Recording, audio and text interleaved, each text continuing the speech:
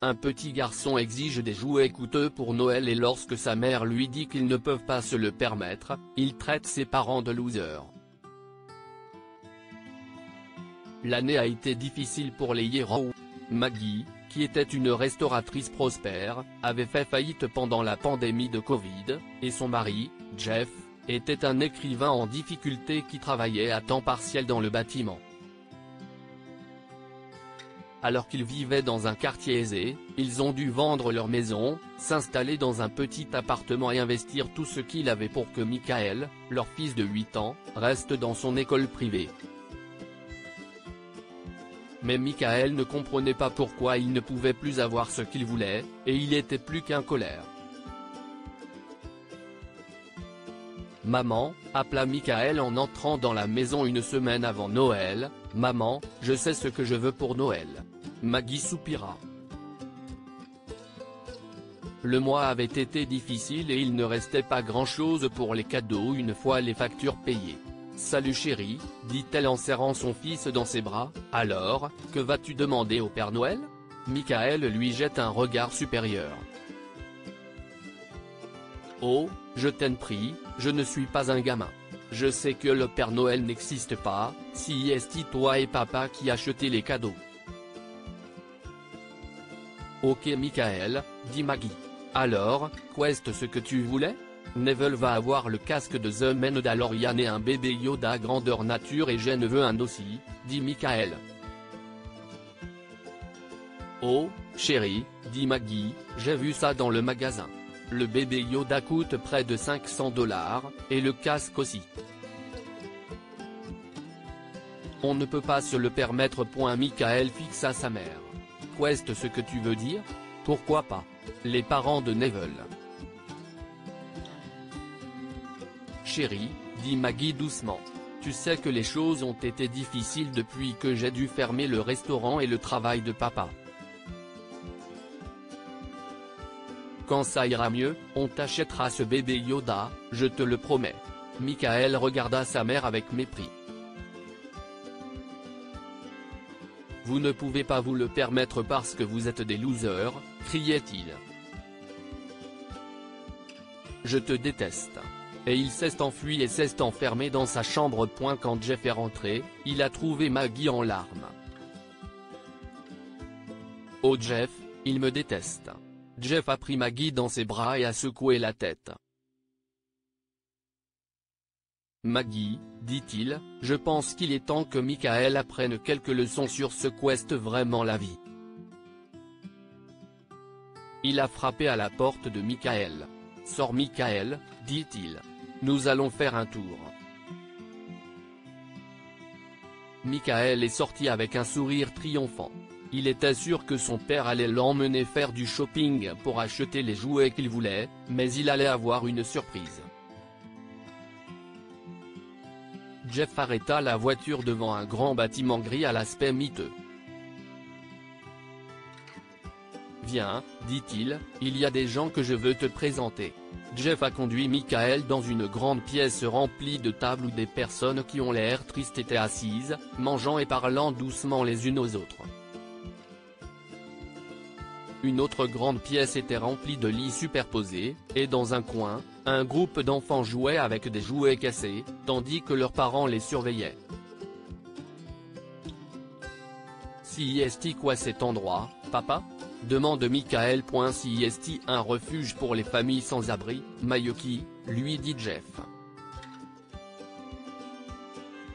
Des gens qui ont perdu leur emploi, comme maman, et leur maison, et qui ne peuvent même pas nourrir leurs enfants. Ces enfants ? Ils n'auront rien du tout pour Noël. En fait, ils s'estiment chanceux d'avoir un endroit pour dormir. Michael regardait autour de lui effrayé. « Est-ce que ça va nous arriver, papa ?» demanda-t-il. « Non, dit Jeff. Parce que nous avons beaucoup de chance. Nous avons quelques économies, et l'argent de la vente de notre maison, et j'ai du travail, mais pour garder un toit sur nos têtes, nous devons être prudents. Tu as été un garçon égoïste, et très grossier avec maman, pourtant elle a fait de son mieux. Et d'ailleurs, qu'est ce que tu offres à maman pour Noël? Michael eut l'air surpris. Pourquoi devrais-je lui offrir quelque chose? Si est elle la maman, les mamans n'ont pas de cadeau. Jeff soupira. Michael, sais-tu pourquoi nous donnons des cadeaux à Noël? Demande-t-il.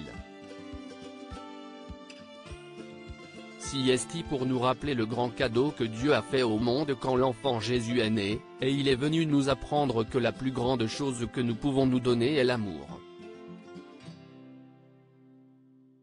Michael chuchota, je n'aille pas donner beaucoup d'amour à quelqu'un, n'est-ce pas? Non, dit Jeff. Sur le chemin du retour, Michael était très calme et Jeff a vu quelques larmes couler sur ses joues. Quand ils entrèrent, Michael courut vers Maggie et la serra dans ses bras.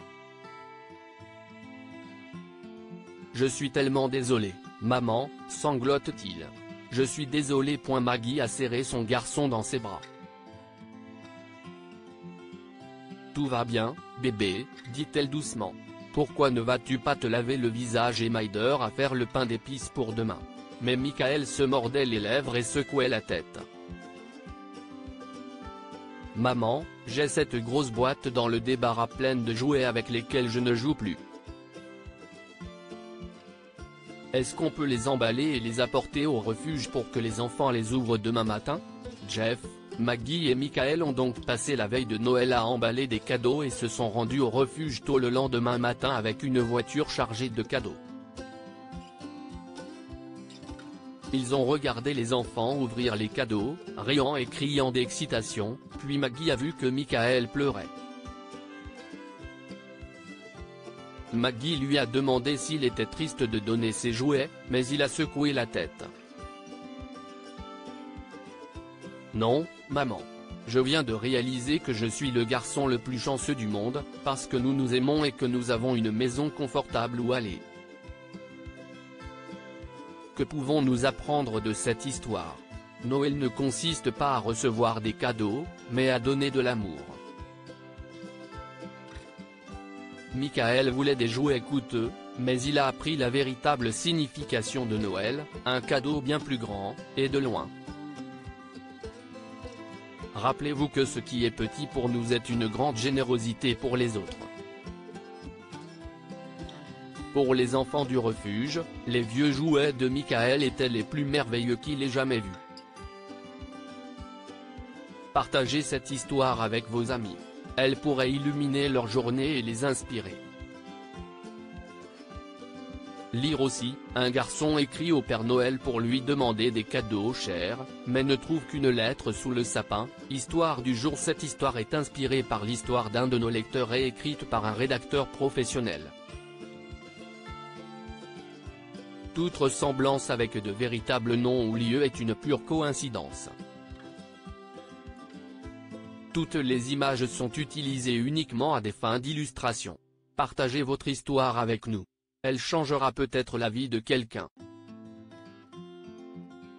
Si vous souhaitez partager votre histoire, envoyez-nous un mail à info@amomama.com. Abonnez-vous à Amomama sur Google News.